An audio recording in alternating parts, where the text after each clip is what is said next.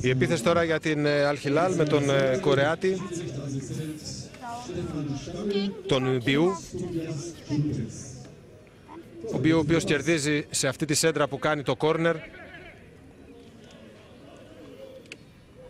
Ένα κόρνερ το πρώτο στο παιχνίδι είναι για την ομάδα από μπροστινή παλιά. Πηδάει ο Κοτσόνης.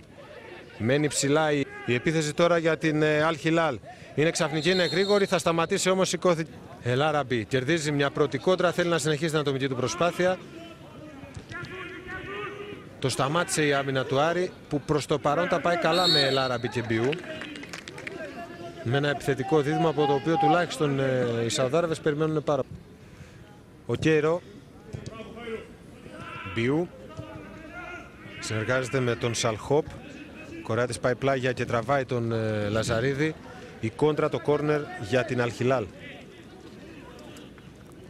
Λαζαρίδης που ακολούθησε τον Μπιού σε όλη την κίνηση που έκανε, ξεκινώντας από θέση φορ και καταλήγοντας σε θέση δεξιού εξτρέμ.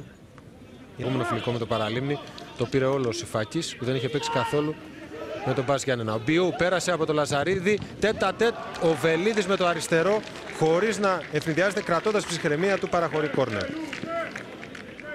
Δείτε ξανά την προηγούμενη φάση, πώς πέρασε ο Κορεάτης από το Λαζαρίδη με επιτόπια τρίπλα και αλλαγή κατεύθυνσης.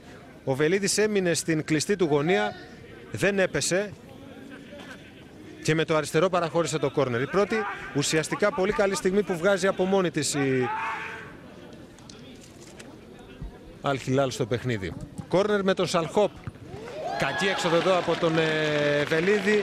Ο Μπιού ανοίγει το σκορ για την ομάδα της Σαουδική Αραβία. 1-0 με σκόρερ τον Κορεάτη. Ένα κόρνερ από τον Σαλχόπ στην καρδιά της άμυνας του Άρη. Διαδοχικά λάθη εκεί. Πήδηξε πρώτο χωρίς αντίπαλο ο Μπιού. Ο Βελίδης είχε κάνει λάθος εκτίμηση στην έξοδο, αφήνοντας ανυπεράσπιστη την εστία του. Δεν είχε πρόβλημα ο Κορεάτης να ανοίξει το σκορ σε αυτή τη φιλική αναμέτρηση. Ενώ ξαναβλέπετε τον γκολ της Αλ-Χιλάλ σε αυτή τη φιλική αναμέτρηση. Απλή συνωνυμία, γιατί το ρωτήσαμε και εμείς. Για την Αλ-Χιλάλ εκτελεί και αυτό το κόρνερ στο πρώτο δοκάρι.